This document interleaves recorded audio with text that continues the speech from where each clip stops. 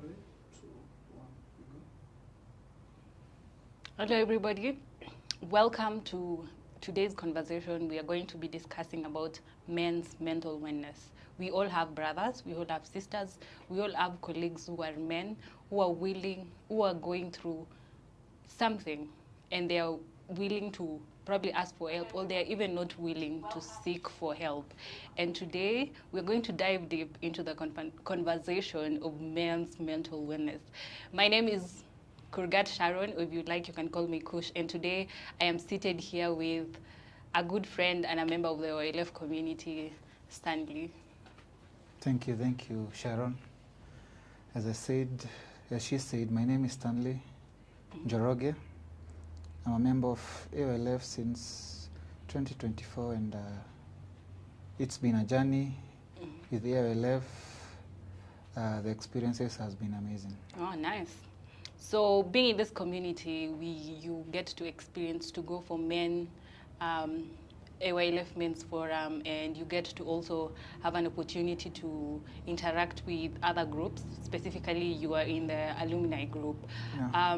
In this particular setting of the African Youth Leadership Forum, what has really stood out for you when it comes to men's mental wellness?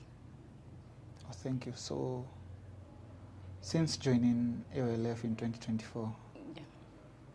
one of the things that has stood up for me is how we've been well educated, and many a times we've been taken to forums where fellow men who are maybe older than us, some of whom have gone through the same experiences, they have been able to talk to us, mentor us, and it has been an experience. That's Yeah. I can say. I feel like AYLF really brings in the topic. So I just wanted to learn how the interaction with men in this community, it has helped you grow.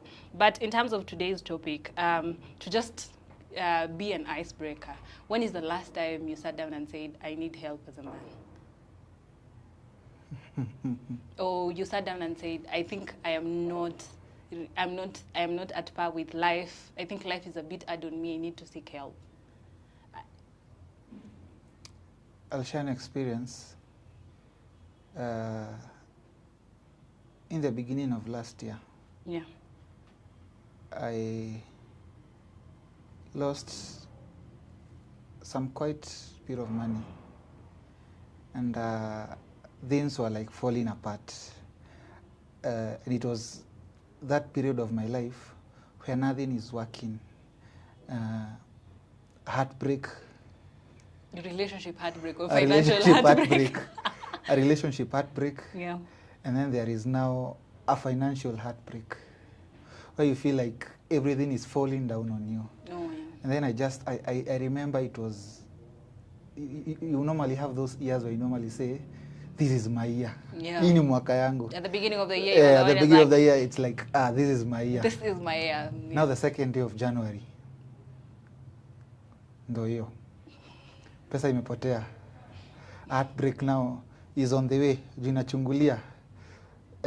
Within that week, I had lost roughly over 100K. The girl is gone. And, you know, something that is affecting most men, we have friends, but we don't have strong friends. True. It is easier for us to talk about football, about politics, about cars, but it is very hard for us to talk about emotions. So now you're just seated there with your male friends. You have nothing to say. You just look at them. They're making jokes, but inside you, there is that pain inside you that you can't just express. And the jokes are not coming out funny. Yeah, and the jokes aren't coming out. So at that point, did you ever say, I need help, or what did you do for your wellness as a man? So I remember like that particular scenario. There's a friend of mine. We've schooled since, we've been mates since high school, Form 1. Yeah. We went to the same campus. And then I just met him on a random, it was on a Wednesday. I told him, manze, I'm not okay. Aniambia, hii, kunywa itaisha. Then I'm just like, you ain't understanding me. I'm just not okay. And I had like to first go ghost. I just fled out of Rongai. I was living in Rongai at the time. And I just left to a quiet place. I had now to resonate to myself, internalize, and think everything through. So that was a scenario I can say that I said I'm not okay. Oh, yeah. Yeah. Another question I'll pose in line with you saying not okay. When is the last time, or have you ever asked a fellow man if they're okay? Have you ever sat down and then like, I've seen my friend and I feel like he's going through something, let me ask him if they're doing okay? I have a couple of times. Normally, nowadays, I am used to, if I see someone is so quiet and to themselves, and they ain't conversing, and maybe before they were so vibrant and extroverted, yeah. And now all of a sudden they begin to shell. I tend to ask them what's going on and are they okay? But now most, in our African culture, yeah. We've been taught as men that you have to be, in quotes, strong by staying silent, which I do not quite resonate with. You feel like, you know, men growing up, they keep being told you're a strong man, men don't cry, and men don't show emotion. Do you feel like these norms are the ones that made you realize that as a man, you need to be able to show emotion? Or are you those men that also support such thinking? I remember, and I believe, Kurgat, you were in that graduation ceremony where we went to celebrate Kajim's birthday. I was not there. Oh, you were not there? I was not there. So, during the graduation, there was someone who stood and said, I'm a strong advocate of men should not cry. You see, I believe sometimes crying does not show that you are weak. Yeah. Crying sometimes is just a way of expressing yourself, expressing that pain out. So I'm a strong believer of men should not stay silent, because the more you resist, the more that pain persists. Yeah. As much as you say the more you resist, there is more of that pain that keeps reoccurring.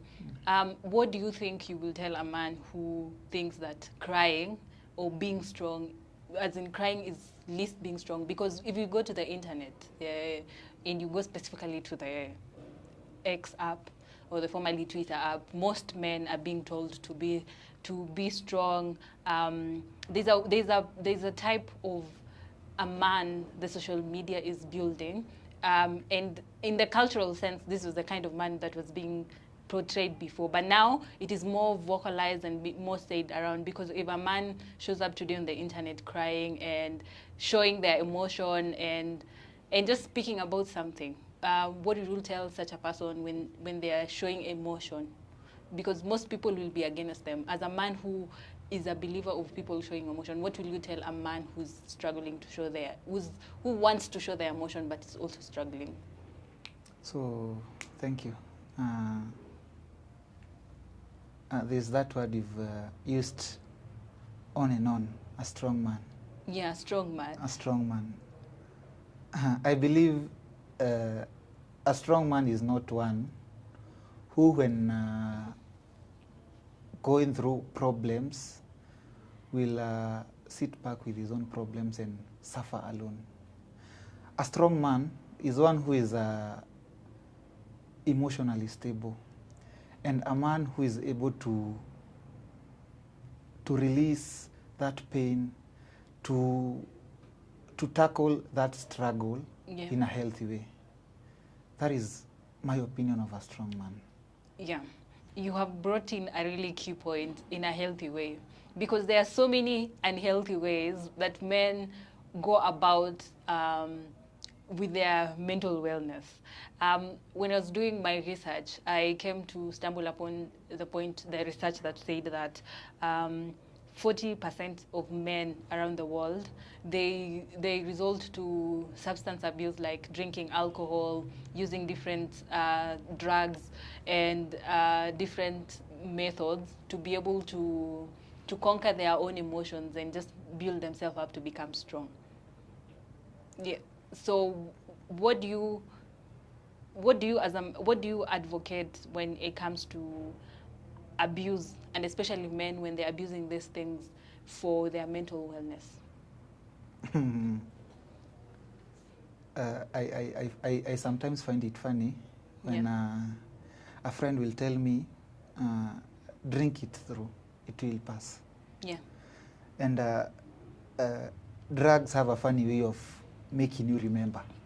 Exactly. It will keep on bugging you on and on. And when you're high, you're thinking that I'm forgetting about the problems. Yes. It is like in campus, you're given an assignment, and you're told this is the deadline of the assignment. Yeah. And maybe the deadline is on Friday. Yes. And today is on Monday. And then you tell yourself, let me go out. I will do the assignment on Thursday. It is the same thing with your problems. You will leave the problems here, and you say, let me go drink. I will pick them. I will try and forget. But the problem is like a baggage. You have to carry it through till the end. Yeah, and alcohol is, I think, one of the ways that I think when you go outside there and you're so much excited and happy about consuming alcohol and making friends that are helping you to suppress these emotions, and at the end of the day, you're going back home and you're seated down there, and it's you and another mind that is literally and like they say, in your conscience, there are two people. There's the one that supports everything, and then there's the one that analyzes everything.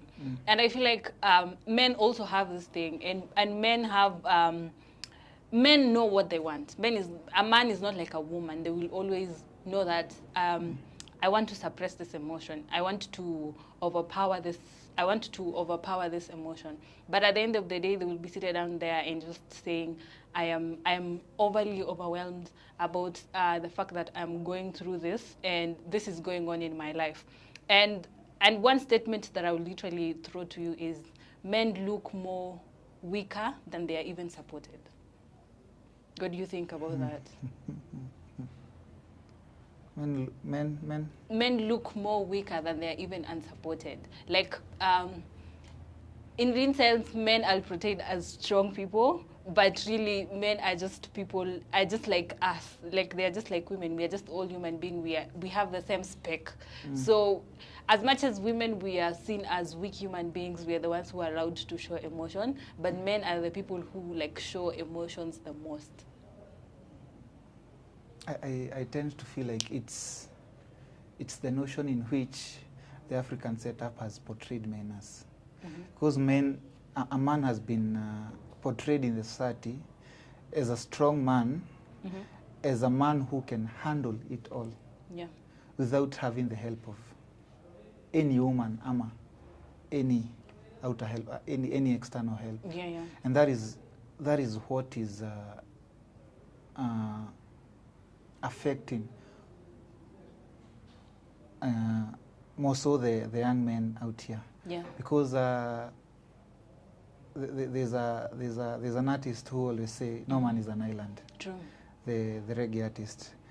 But in our culture, we've been taught to stay overly independent, and that really affects our decisions. And since we've talked about our culture, I just want to go back to your life setting. Growing up, I believe probably you have sisters or you have like cousins who are female.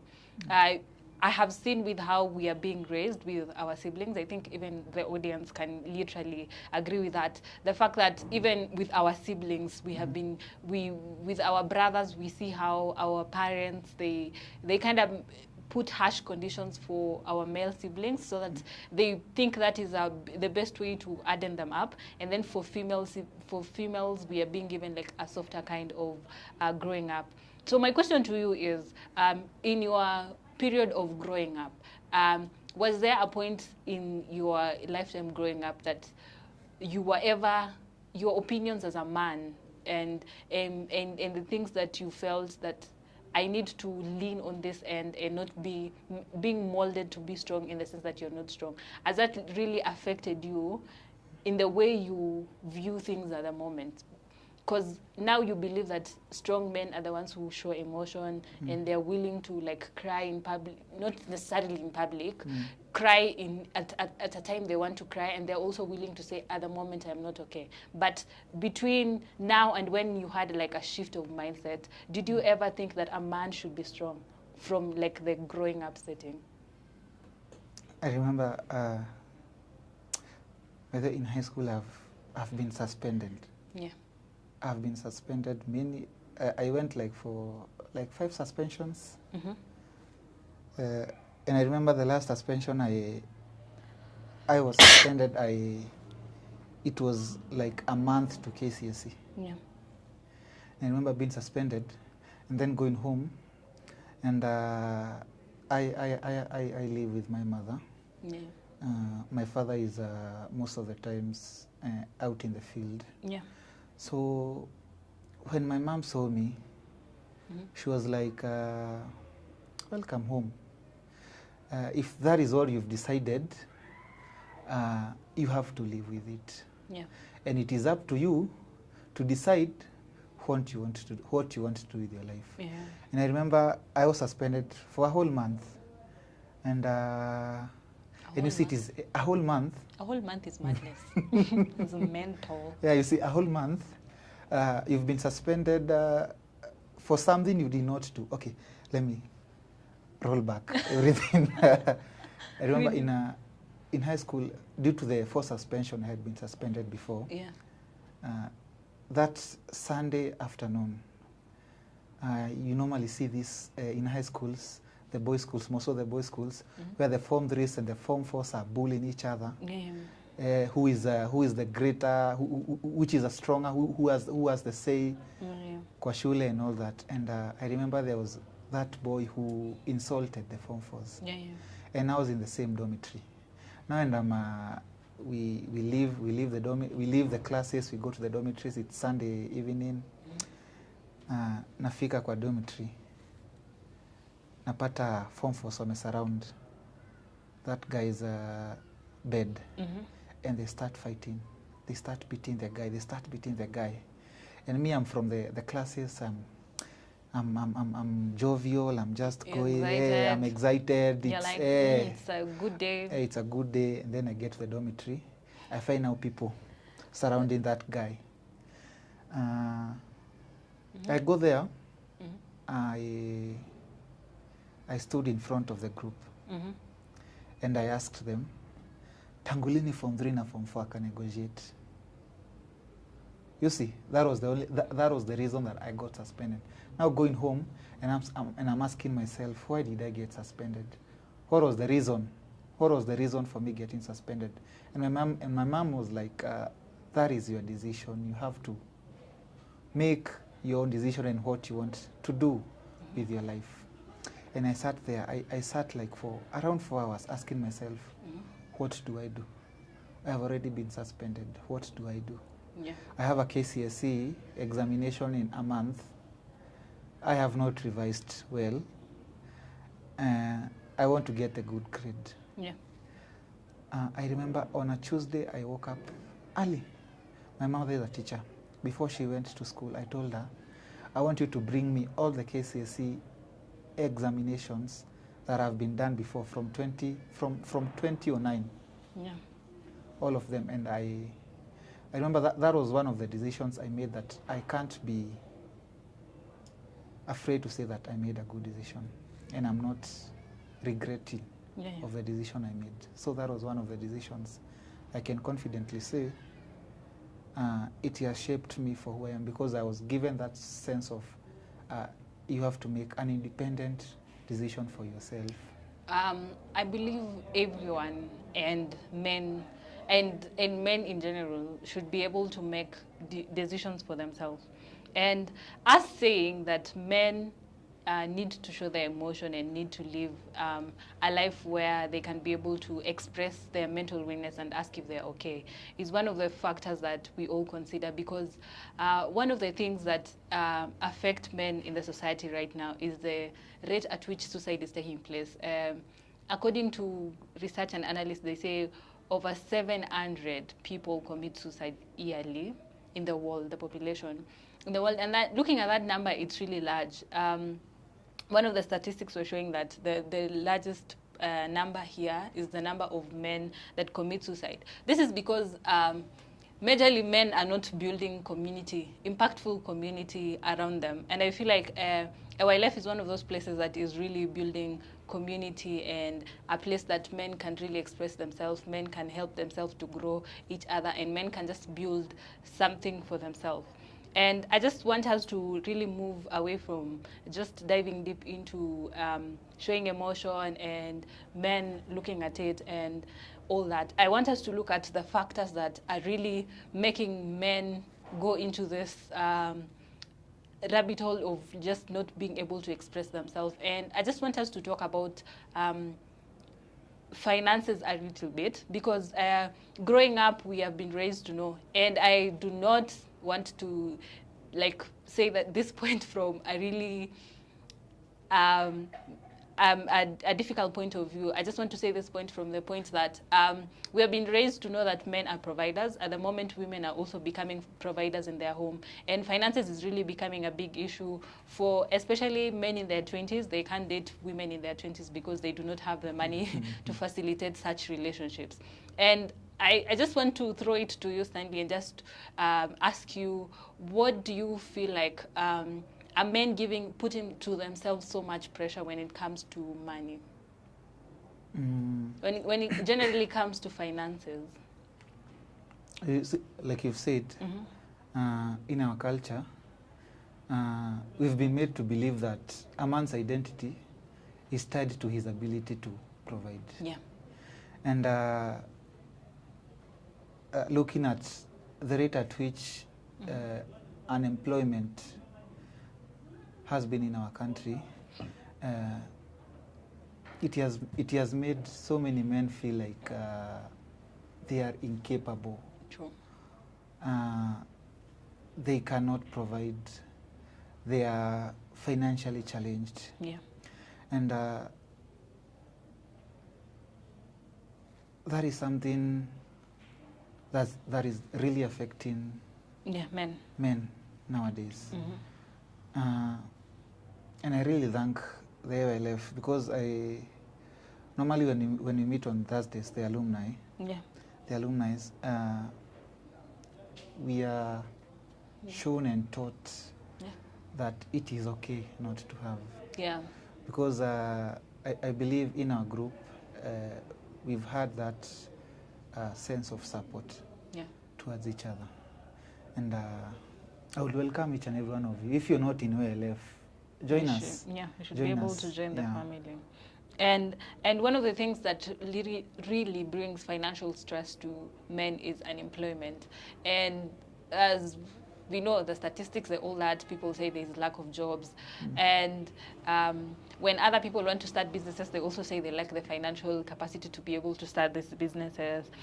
And also at the moment, when you look outside there, we are all looking at the society. We are looking at the pressure. Right now, there are forex buddies outside there driving big cars at a small age and making good money. Boys. Yes, and we are all looking at people our age making essentially very good money, finances, and this is really putting a lot of pressure to men when it comes to their mental health. We want to look like, I want to look like so-and-so, I want to dress like so-and-so, I want to drive the latest GR with whatever specs of a car. And when it comes to men, it's very hard to tell a man that I cannot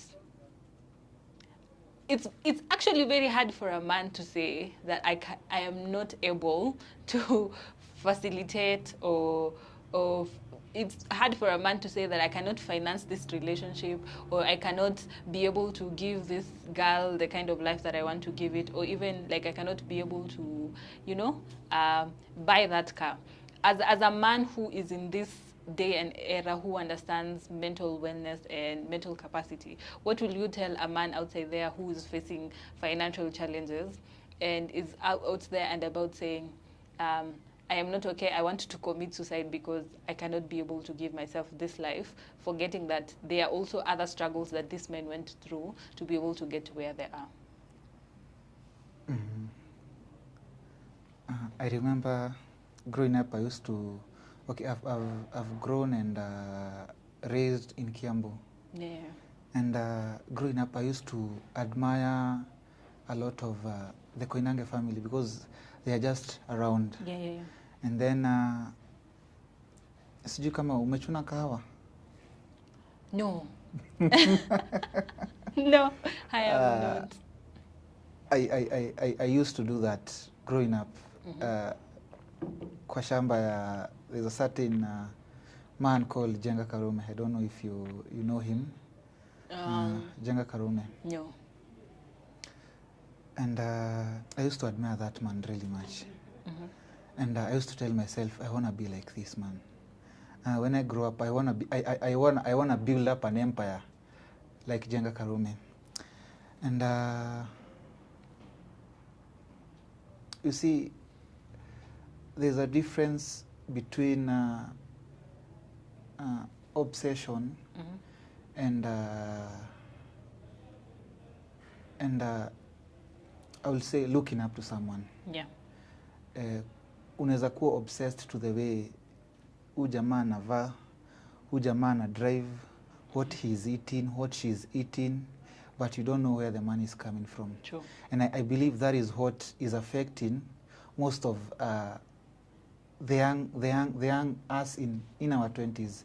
You will see that guy saying that he or she is doing forex, but you genuinely do not know where his source of income is. Yeah. And now you'll go on pressuring your parents, conning. I've seen people con their parents school fees, ati unawambia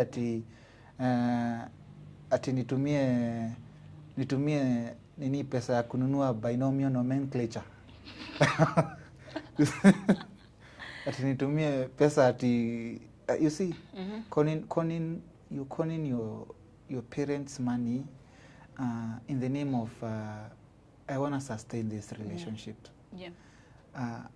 I believe that it is okay to tell a lady, or it is okay to tell a man, I'm not okay right now. Yeah. Because there's no need of you pressuring your parents, you're pressuring yourself in the name of I want to sustain this relationship. Whereas you don't have the ability and the capability to do so. Yeah. Yeah. We all picture our families, our marriages, and our responsibility. We all picture our families, marriages, our community that we are in as one of the things that we grow up, and these are the things that impact who we are. But as we grow in the society and as we grow up, one of the things that every human being should expect, that it's something that should be happening in their life, is that we are prone, as human beings, we are prone to failing. And we know men have really strong egos, that when they fail, when they lose their job, when they lose their when they are neglected by their family and they don't get the ability to be able to experience the life they want, they start going into a cocoon and a place where they cannot do things. And these are the things that actually lead to the high rates of suicide. And one of the things that men really don't get to be told about is appreciating where they are. Because if a woman fails, they will think about it and it's like, yeah, you know, I can dust myself up and it's an opportunity for me to grow. And I feel like also men have this thing.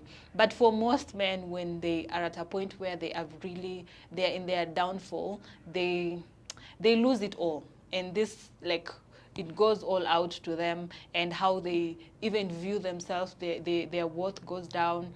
Their sense of responsibility also goes down. As one of the people who is a mental wellness advocate, what will you tell probably yourself or a man outside there who is really struggling in a situation where they have really fallen to the utmost bottom, and they are now asking themselves, how do I rise from this situation? And men are those people. I feel like women really isolate themselves, but men are those people who easily isolate themselves and do not want to discuss their financial situation. You do not want to discuss your family setting, and these are the things that most men go through. And I know you have probably experienced a point where your family has neglected you. Even women, when a woman that you've really been admiring and you've really been seeking, and it just didn't work out. What is your pick-up point when it comes to these things? I'll say, in our generation, we've taught ourselves, or we've been taught that when we are going through problems, we have to remain silent. Ama we shall, in the name of we fear being judged. Yeah. We fear being seen. Yeah. Because there's a difference between looking and seeing. Yeah. We have that fear of being seen, and being seen and as incapable. Yeah. And I believe that is one of the issue that is affecting the men nowadays. Yeah. Because we've been taught to put on a facade ati niko nayo, but in real sense there is none. You have nothing. And that is putting yourself into a lot, yeah. And making yourself become stressed, yeah. All for nothing. Now that we have been able to discuss the factors that are really affecting men, and as much as they say you might have friends, but you might be one of the loneliest people in life. You might have family, but you might be one of the loneliest people because you probably don't relate to your family and friends. And one of the things that I have really come to learn as an individual is when you are building a community around yourself, you should be able to build a community that you mostly agree on so many things. And I feel like for me, OILF has been one of the places that has really helped me to grow in terms of when it comes to leadership and how I understand myself and understand things. But for you, Stanley, you also have talked about that this has also helped you to become a better person, and it has given you a community of people that you can be able to discuss. And have you ever, for once, seen that you have a crowd of people around you, but you are so lonely? Okay, so I remember in one of the meetings, I don't remember if you were present, yeah. The moderator of the meeting asked, what is that one ability you have that so many people do not recognize? And one of the persons said, listening. You know, being supportive does not necessarily mean giving advice. Yeah. Because we have those type of friends who will always have a say to everything.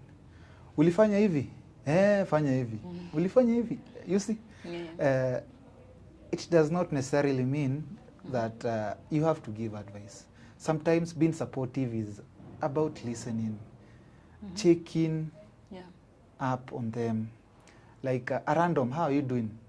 It will not hurt anyone. But we've been taught to check up on people when we really need them.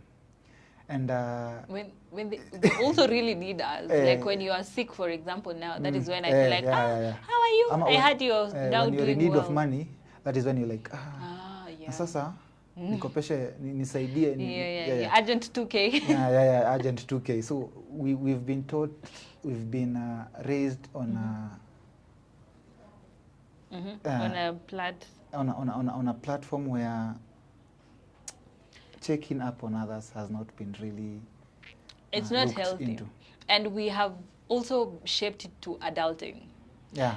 Sometimes we sit down and say, you know, adulting is really hard because it's hard to meet on even. You don't have time to check up on people. Do you really don't have time to check up on other people, or are you just acting like everything is normal? Because I am a firm believer of when you think it's normal, when you feel like it's normal on your end, it's abnormal on another end. Because you might probably have had the best of 2025.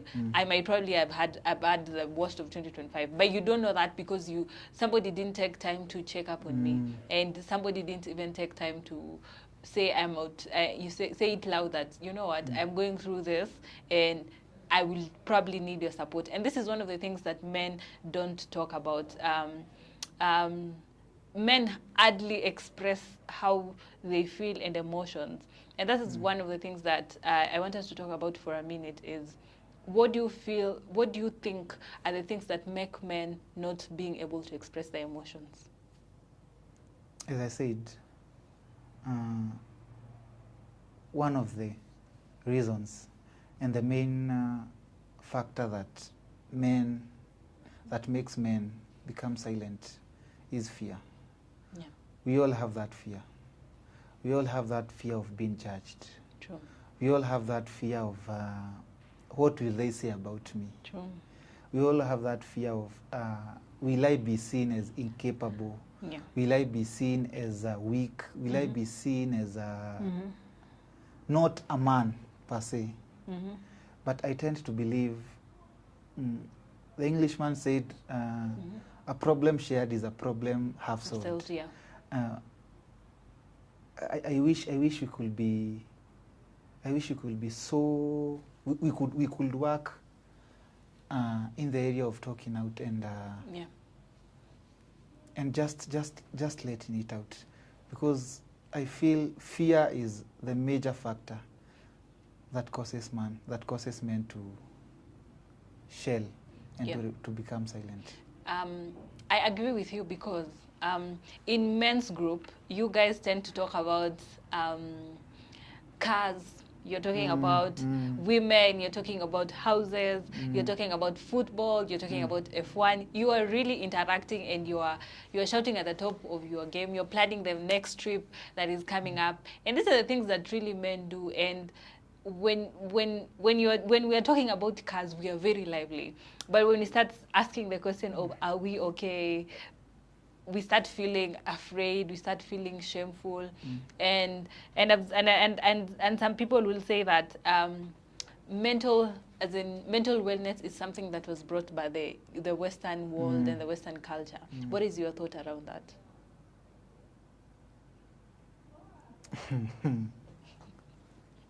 On that,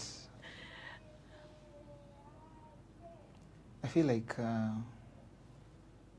long ago, even before what we normally talk about the Western culture, people, the men of those days, also had problems. True. It's not like committing suicide started the other day. Yeah, it is not like it started the other day. Yes. Men had problems.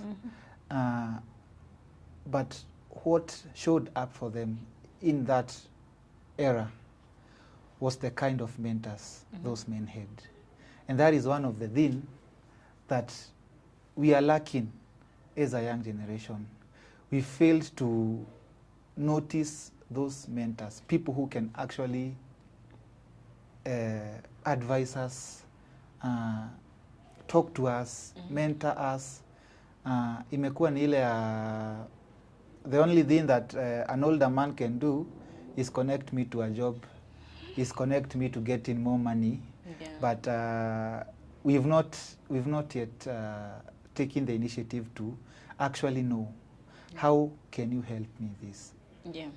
It is not, money is not everything, but money is something. Sometime back, I went to a forum in my village. And I was given an opportunity to speak because I'm a yapper. So when I was speaking, because it was like a graduation party for like 2 guys, and when I stood there, I spoke and I said, if you ever meet these men and they're at home and you want to ask them why they're at home, just know you're the person who's pushing them to a mental crisis. And everyone was looking at me like. So when the event ended, somebody pulled me to the side and was like, the statement you said really changed how I view you, because for a period of time, he had not like had a job, but everyone was asking her, why are you sitting around and not doing anything? And for him, it felt like people were really pushing him to the wall, and he had not found somebody who was willingly and openly talking about mental health when it comes to the surrounding they're in. And one of the questions that I asked this particular person is, how have you been coping as a man when it comes to the things that you're going through? And I'll just say, we all go through hardships, and strength is what we need to go through when it's during our hard time as a community, and just being in a place where you are mentally, you have people who are pouring into your cup and just allowing you to be in a good mental space. As somebody who is into like men's mental wellness, what is one of the things you will tell people who are really struggling at the moment to be able to do as a coping mechanism when they are faced with difficult and hard times, considering you've also gone through such a situation?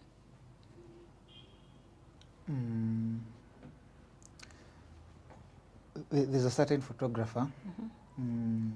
I don't know if this can be kept off camera. There's a certain photographer I normally follow. And he works for the government. I will not mention names. That guy inspired me to start writing. And it is through his writing that I got to know that I can actually write. And in one of the writings, he said, it is how we are brought up. And he gave an example. Mtoto wa rafiki yake, since akiwa mdogo, he has learned that his name is Baba.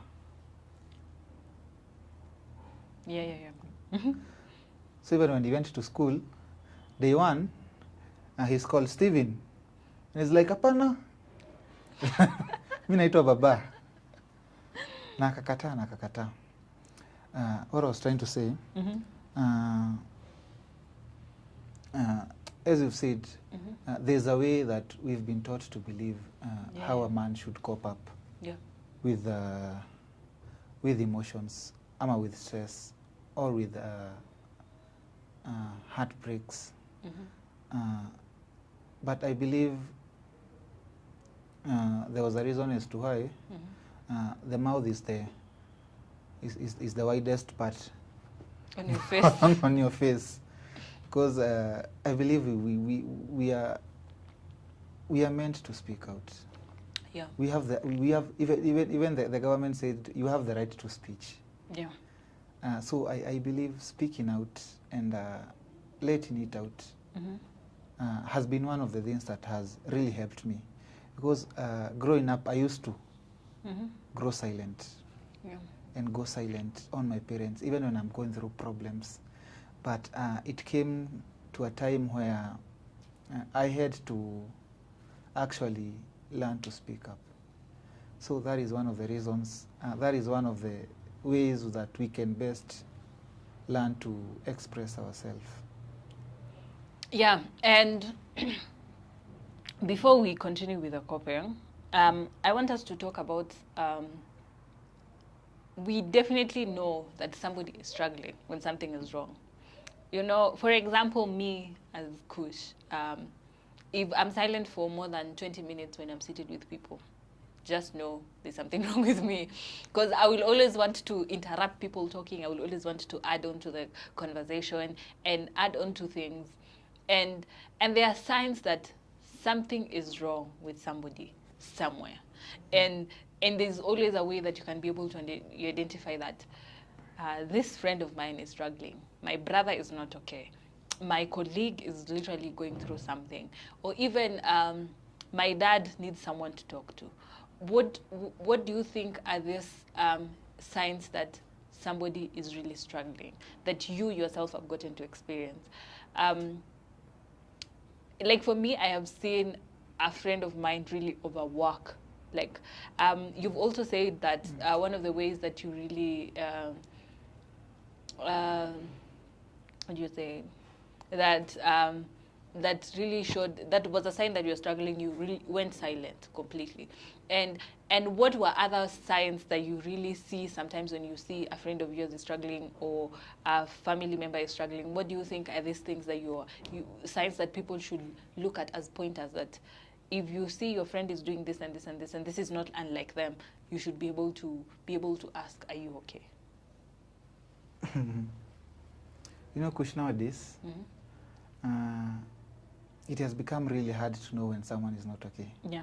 Because we are living in times where we can easily put on a facade, act True. like it's okay, but in real sense, you're drowning in debt, you're drowning in a lot of problems. Yeah. That is one of the reasons it is so hard for us to recognize when someone is not okay. And now that is one thing that is affecting all of us as young people.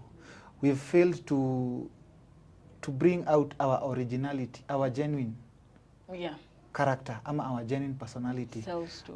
We've been so big on I wanna act up. True. I wanna try and fit in. True. Even if it is a neighbor, it is hard for me to do so. Yeah. But I will say one of the signs that you will notice that someone is not okay is a sudden switch-ups. One time, this guy has been quiet, then all of a sudden, he's trying to like show up. Ni kama anataka to be seen. To be seen that he's okay, but in real sense, he's not. Yeah.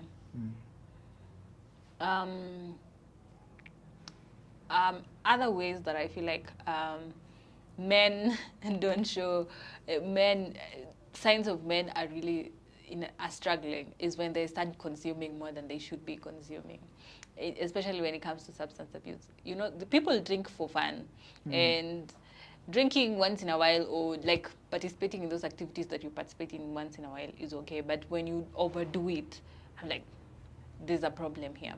Sometimes even like you've said, going silent and just disappearing completely, and then showing up all of a sudden, and then showing up as somebody who was a problem.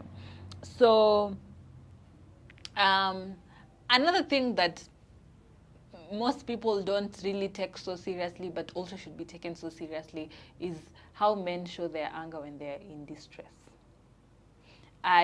Because we have been men have been told to not show their emotion. When they're really in distress, you will know a man, because they are suppressing the feeling of being vulnerable. The feeling of wanting to show their masculinity comes out. What do you think about that? They start having anger issues. They're the ones who can yell the loudest. They're the ones who they just get annoyed at simple, tiny things. I will say, and as we started the discussion, I told you,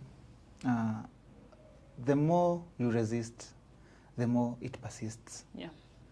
You do not just wake up one day and you turn violent. True. It is a series, it is a gradual thing that has been happening. It was a simple, achana na mimi, it was a simple yell. And as I said, we are, as men, we fear to be seen of who we are, and the more we keep holding on to those grudges, small by small. We've been hurt by parents growing up. Yeah, yeah. I remember me, myself, I've been hurt growing up by my parents. But the more you keep holding on to that pain, the more you keep holding on to that girlfriend who you found with another guy, the more you keep holding on to huyo client mwenye alikutoka pesa, the more that pain keeps on eating you. The more that pain keeps on bugging you. The more you express anger. Yeah, the more you express anger. Yeah. So I will say the main issue is talking out. Yeah. And I will say expressing yourself out in a healthy way. Now that you have talked about talking out, I just want to pose one question about talking. What do you feel in your heart when you share your problems to somebody? This is just to explain to somebody who fears to express themselves. Because as a man, one of the hardest and the difficult things for men outside here is to express themselves. And I just want to pose the question. When you talk your issues or your problems to somebody, they say a problem shared is a problem half solved. And what do you feel when you express your emotions to another man or another human being? It can be your sister, it can be your brother, it can be your colleague, it can be your friend. What do you feel like this? What do you feel when you express your emotion to another person? I'll say the number one reason, the number one thing that we should factor in is, who do you choose as your friend? Yeah. Who do you choose as your confidant? Turning a bit religious, God gave us that power, that free will to choose. And sometimes I feel like we are so big on something bad has happened. God destined it to happen.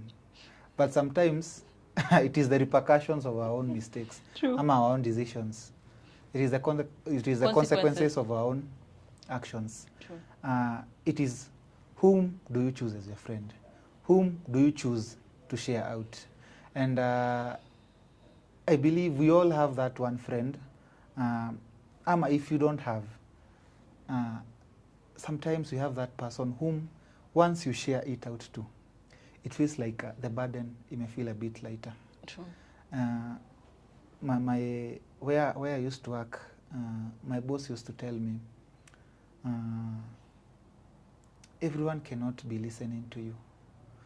Unaweza na kuambia anyone about your problems, but there is only one person who can hear it out. And you know it is God. Yeah. And choosing a friend, and not just a friend, but we also get into a period where we are choosing partners. True. Choosing the right partner. See mtu ati you will talk about your problems. Maybe you're you're having problems at home, and then she's that type of lady who will go out gossiping about your problems out there to your friends. It's about, whom do you choose as your friend? And we've been given that free will to choose our friends. Yeah. Yeah. You have yeah, you've talked about, I'm laughing because you have talked about choosing people who will not go gossip about your problems. Because I feel like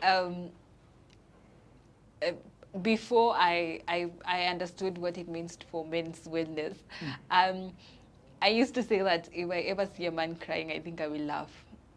But after growing up with brothers, I think after my brothers have grown up, I've come to realize they also need like a shoulder to lean on, and yeah, so I highly advocate for like men being able to express themselves. Another thing that I have gotten from the conversation we have had with you is, yeah, sometimes another person you should be talking to is God and a spiritual being, and the fact that you're in a space where you feel like you can't express yourself to me, you can also express yourself to God, and yeah, that is a healthy way of like solving your problems. We had started diving deep into solutions and ways of coping, and just working into men's mental wellness. And one of the things that we had earlier on pointed in this conversation is men being able to build a sense of community. That is one of the ways of being able to cope with, yeah. And another way of coping is the one that you've talking about, diving into spiritual acknowledgement, just being vulnerable to God and putting yourself in a place where you can be able to be grounded spiritually and being able to communicate with God. And another thing that I just want to put before you, and I know this is one of the things that is really criticized, especially when it comes to men. They say therapy is for the weak, therapy is for the unwanted souls, therapy is for, you know, people, you know, they have put therapy to be for a certain kind of people and not men, because they say strong men don't go for therapy. And in this conversation, we have talked about how strong men are able to express themselves and be able to show their emotion and be able to say willingly to talk about it.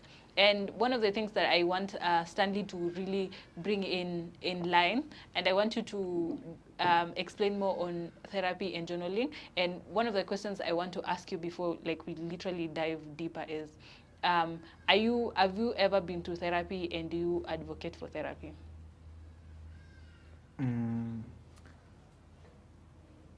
I'm speaking about, okay, I've been to therapists, not therapy. Therapists. Okay. I remember the first session I had, the first ever session. Growing up, I used to have a lot of anger in me. And in high school, you remember when going to the washrooms, you had to take off your cardigan and hang it on the on the door. We didn't go to such high school. Oh. Yours was the ghetto. Mine was the ghetto. Yeah. So I used to hang my cardigan. And then one particular evening, I've gone there for my usual business. Venye nimeihang, a certain Form 2 came, akanianulia. Akaenda nayo. And then I'm there, I'm looking for my cardigan. It's cold, you see. It was around May there, baridi meshika. Yeah. I go to class. When going back to the dormitory, now after the preps are over, it is evening, I meet this guy. He has my what? Cardigan. He has my cardigan. This guy was taller than me. Ni kama height yake ni kama ya, I don't know, you know Ndegwa. Yeah, I know Ndegwa. Anatushana kama Ndegwa. Then 6 I look, something. yeah, 6 something, around 6'2", 6'3". 6'3", yeah. I look him up. I tell him, remove my cardigan. He say, which cardigan? I went on and I grabbed him by the neck. Nikamwambia, bring my cardigan. You were shorter than him. I was shorter than him. How did you do that? Kumbe, there was a teacher around there. He came running and he told me, you guy, you are a Form 1 and you're trying to molest a Form 2. We went to the deputy principal's office. I was thoroughly caned, and I was suspended. And I was suspended because the following day was our closing day. So as people are going home for their closing day, I was given my suspension letter, so I was to extend the 2 weeks. So going for therapy, the therapist, we just sat there. He looked at me. She looked at me, and we stayed silent for like around 10 minutes. And then she asked me, how are you feeling? And then be the nonchalant one, and I'm like, I'm okay. Because I've been forced to stay silent, to man up, even when things are not going my way. I remember by the end of the third session, nilikuwa nime open up. All the things that I've been going through, the childhood trauma, how more than 3 times I've ran out of school, how I got to learn about adulting. Let me use the word adulting at such a young age, and how it was really bugging me, and I felt like the luggage was... You had left it down. Yeah. And I believe therapy really helps. Therapy is one of those spaces where you see the therapist, when you enter the therapy room, they always tell you everything you say right here, it is confidential. You also sign a consensual form. Yeah, so I believe therapy is one of those spaces where you go, you open up, you talk about your problems. Most of the time, the therapist will be listening to you. Anapeananga very little advice because they want you to open up. They want you to release off that pain or that baggage that is stressing you up. Yeah. So I believe therapy is it's key. Yeah. It's key. Now that you have said therapy is key and is one of the ways that is really, really very important. And I know men are really looking down there and they're saying, how does someone go for therapy? Therapy is one of the things that grounds you and it gives you like a sense of belonging, because it allows you to heal yourself and give a solution to yourself.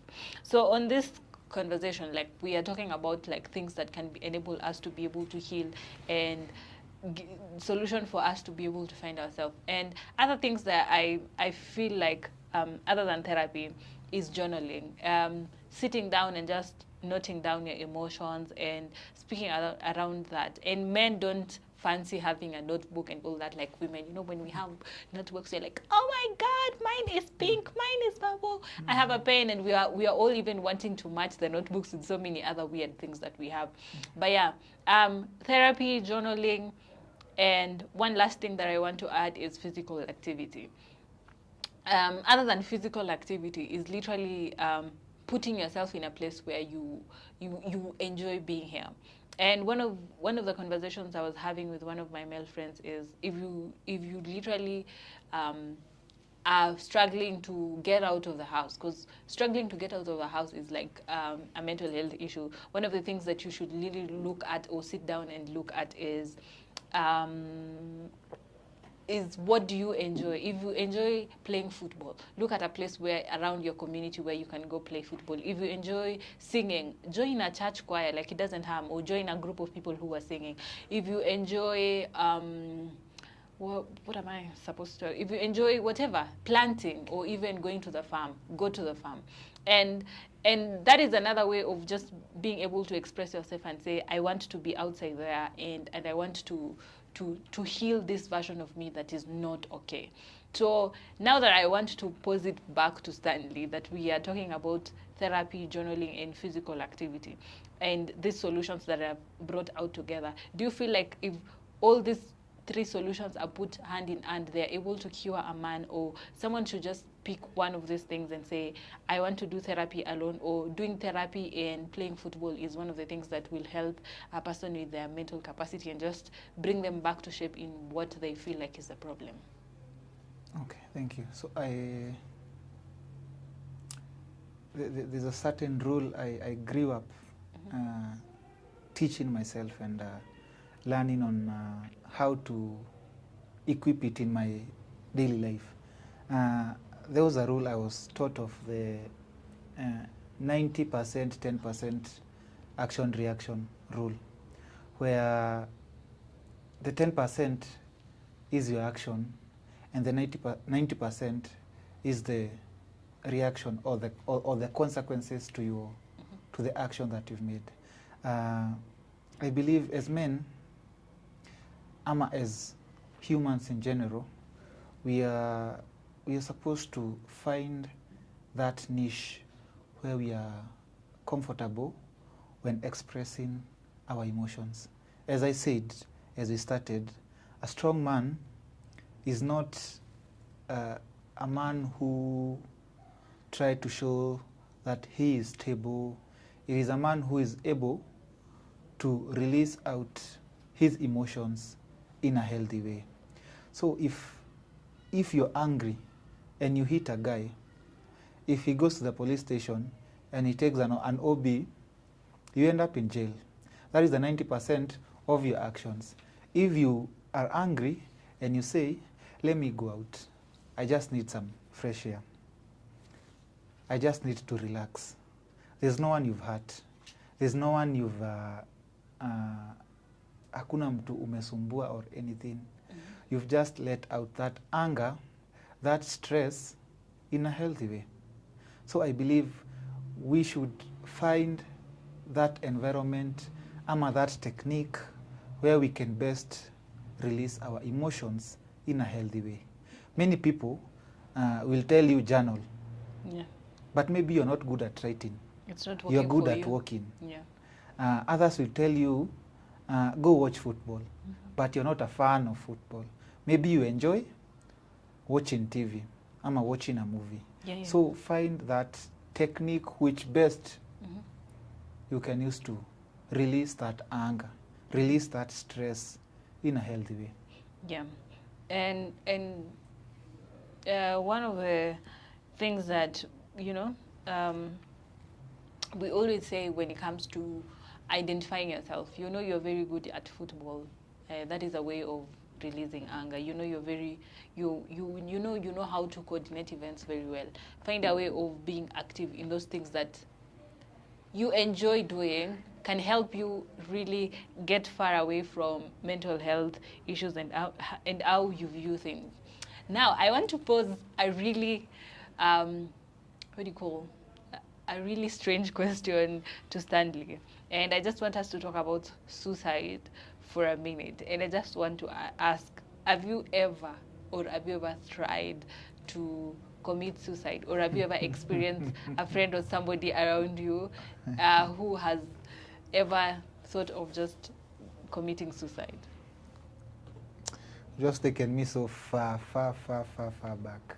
I remember growing up, I have so many. I usually tell myself, before I reach 35, I'll have written a book. You should. About myself. You honestly should. Around grade, nowadays they call it grade. Yeah. Around standard 5, 6 there. Yeah. I remember every time my mother used to beat me, I used to take a belt and I put it around my neck, and then I tell my mother, I'm going to kill myself. Umenipiga. I'm going to. It was on a light note. But then growing up, I remember seeing my first cousin commit suicide. And that is when now it really hit me. Kumbe mtu anaweza jiua. Najiambia hizi ni vitu za movie, kumbe they're in real life. Yeah. Since then I have encountered so many young men taking their lives, young women taking their lives because of pressure, relationship issues, mainly because they have failed, they have felt that it is too hard for them to express themselves.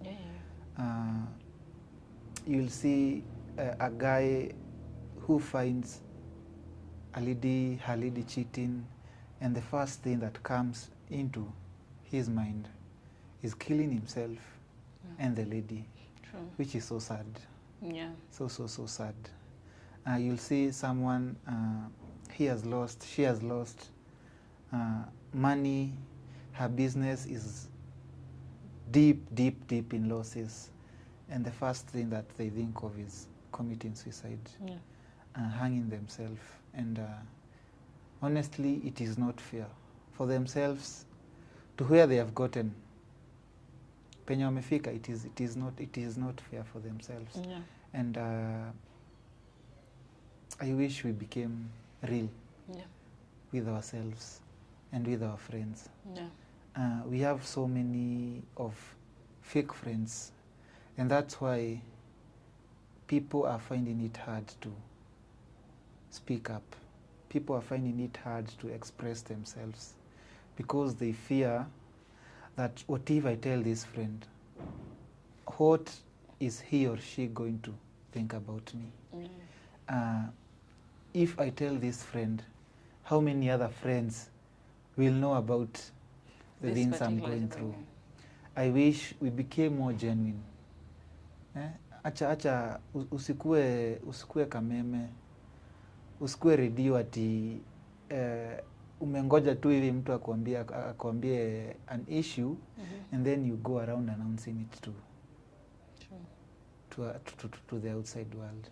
Some people they are barely trying to express themselves, to talk themselves out. But we are so quick to judge them. We are so quick to gossip about them. And that is why most people are going through depressions. Because we have become a generation of umesema hii, naenda kuitangaza kwingine. Yeah. Umefanya hivi, lazima watu wajue. Lazima huyu ajue. Ulimfanyia hivi, lazima hawa. We've become so, sorry to say, fake, that we cannot even hold a simple secret, a mere secret about our friends. And that is what is affecting us as young people. Yeah. We need to be genuine. We need to be genuine. We need to be genuine to our friends. Because some of them, it's really hard for them to open up. Most of them, they have a lot of trauma when growing up. Yeah. And going silent is their way of coping up with life. And when they find that time, that moment when they can be actually open towards you, you go out gossiping around. It is not right. It is not right. And that's just, that brings us to like the final discussion that I had in mind is one of the best ways that we could literally support everyone, and men especially, is by just being human enough. Like, do unto others what you want to be done unto yourself. And one of the final things that I wanted to ask Stanley is, what is the thing that you think, what kind of support do you think men require when it comes to their wellness, and how they should be helped out to be able to become comfortable in their own skin? Because being comfortable in your own skin is just being able to express yourself. What are the things that you feel like should be placed for measures that people, families, workspaces, and because when we talk about workspaces, a woman can easily express themselves in the workspaces, but a man will be told you need to man up and just be something else, even in families, even in communities. But yeah, one of the things that I feel like should be discussed is, what do we do to make these men comfortable to be men? I'll say the first thing is, whom do you choose to be around? Yeah. Because they always say, tell me your friend, I'll tell you who you are. Yeah. Whom do we associate ourselves with? And I feel like we are losing touch, us as Generation Z and the early millennials. We are losing touch with the rest of the generations, because we are a generation that is living with wounds. We are a generation that is living with a lot of trauma, a lot of pain caused by our friends, caused by our family members. Because we're living in times where it is so easy for a family member to betray you. Very, very, very easy. But I wish we had the ability to make the right decision of whom do we associate ourselves with. In our workplaces, I will say some workplaces have become so toxic, and that is due to the leaders that are in those companies. Sorry to say. Where the only thing the company matters is what do you bring, your results. They do not care about your health. They do not care about what's going on with you. And that's where we fail to have that work-life balance. And that is what is overwhelming most of us as the young people. The other thing is connecting with older people. Because you see, they all passed the same route that they have gone through the same age that we are at right now. And I believe we should stop fearing the older people. Hawatukuli, hawatufanyii anything. Make them of use, because they've seen a lot, they've gone through a lot. Let us learn to see them as our friends, our older brothers, our fathers. I remember there was a time we went for a men's hangout, and this guy, when asked, he was in a prayer breakfast, I think it was in Rwanda. Mm-hmm. And when he went there, he did not know, because he did not know what to ask those prominent leaders from that country, because he was the youngest of the group. And he just looked at them, and the first question he asked was, how was it? How are you when you were at my age? What were some of the decisions you made when you were at my age? Because I believe these older people, they have a lot of wisdom which they can pour out to us. And that is one of the things that we are lacking. There's a gap between the Gen Zs, the millennials, the baby boomers. There's a very huge gap. True. And they have a lot of knowledge. They have a lot of wisdom that they can transfer it to us. True. Yeah. And when it comes to the age gap and the difference in the different generations, I also feel like the parents who are coming up in this generation are more aware on mental wellness, and more of the generation alpha are children who have been brought up with a sense of understanding who they are and what they are. And I think Gen Z and millennials, we are a bit struggling around that, but I feel like Gen Z are more expressive compared to millennials, so we can easily speak about it. But also, we find it difficult because our world is a social media world. We are pressured by the social media. We want to look a certain way because social media said we should be looking a certain way, or we should be behaving a certain way. Especially men. Most of the pressure goes to men because social media has said we are all dating women with a big nyash, and we all want to date women with a big nyash, and you're afraid to even approach your own type. Social media is saying you should all be driving GLE, and you have your Mazda. You should appreciate where you are, because you will never be at the same point again. And to just wrap it up on this conversation, one of the things that I feel like should be able to be looked at by parents is they should be able to look at children we're bringing into society, whether be it men and women, we are all equal, and you should be able to be given proper methods of being raised together. And finally, as we just wrap it up on this conversation, I just want to ask Stanley if he has any question to me. Not per se. Okay. You don't have any question in regards to the topic or anything else in regarding to the topic? My question would be, as women, how will you, as a woman, how will you help a man who is going through a tough time or a depression? Because it is a mentality though, where men find it hard to open up to women, to their partners.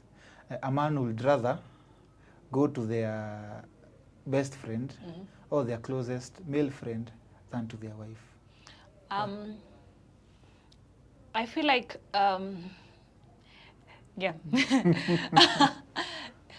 I feel like we as women have not given ourselves an opportunity and a space where we agree. There are very few women outside here who are open-minded like myself, who are open to see men being vulnerable, who are open to allowing men to express themselves in whatever form they want to express themselves. But as an individual who's very aware on mental wellness, one of the things that I'm really looking at, and this one I'm very keen at, is when I ask someone, if are you okay, I'm not expecting I'm okay. I'm expecting more than I'm okay. And if you're good enough to be able to express more than I'm okay, then it means you're very comfortable with me. And one of the things that I've really made clear with most of my male friends, your secrets are comfortable with me. That is one. Your problems are comfortable with me. That is one of the things that I feel like we should all make for everyone. The second, and I think the last thing, is trying to make you identify the things that you can be able to do for your mental wellness, because I cannot be promised that I'm a therapist. I'm not one, and I cannot promise that I can be able to solve your problems. But me just allowing you to be able to be comfortable in your skin to share with me, and also me speaking you into going into like doing the things, the physical activities that you enjoy, or even like being spiritually available for you, praying with you, encountering the problems with you. Those are the things that I feel like I would literally do for a relationship. I think I've answered your question very well. For to help a man. Yeah. Yeah. And I will also say, as men, take time to learn a woman. Don't meet a woman out there, and the second week you're running up and down to marry her.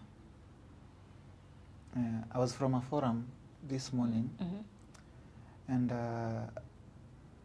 that couple had donated goods worth over 7 million. You know, could donate kitu worth 7 million. 7 million. Na hii serikali ya Kasongo. Yeah. It is challenging. Yeah, true. And when the woman stood to speak, she said, sorry, I came to this facility and I noted a problem. I went back, told my husband, there is this and that and that. How can we fix it? Oh, nice. We are also in a generation where our parents have taught us that the man has the absolute decision. Yeah. The final decision comes from the man. But do you listen? Do you take time to listen to your partner? True.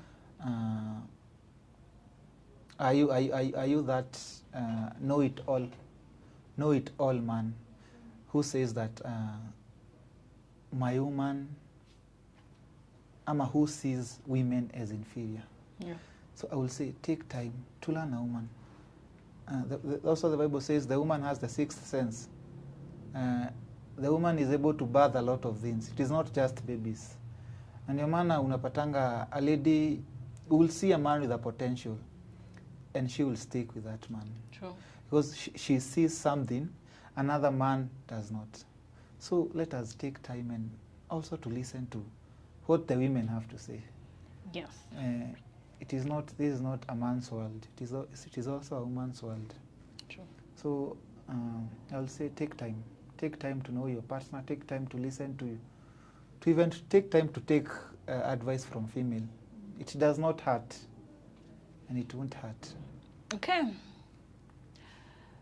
So we are wrapping up this conversation. Thank you very much, everyone, for joining today's live stream. And we want to give this information to all men outside there that your mental wellness is very important to the well-being of this nation, of yourself, of your family, and everyone else.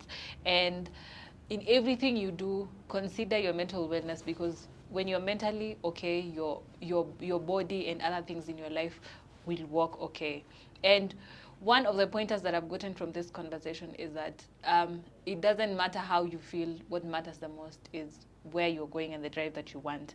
And to end this conversation this particular evening is a quote from John Green. John Green is an author from America, and he wrote in one of his books, "There is hope even when your brain tells you there isn't." So in everything you do, just know that there is hope. And even when you're feeling low, you're feeling down, you're feeling like you do not want to do whatever you want to do, there is hope in everything you do. And that it marks the end of this conversation. Thank you very much. Join us in the next one next Monday. Bye-bye.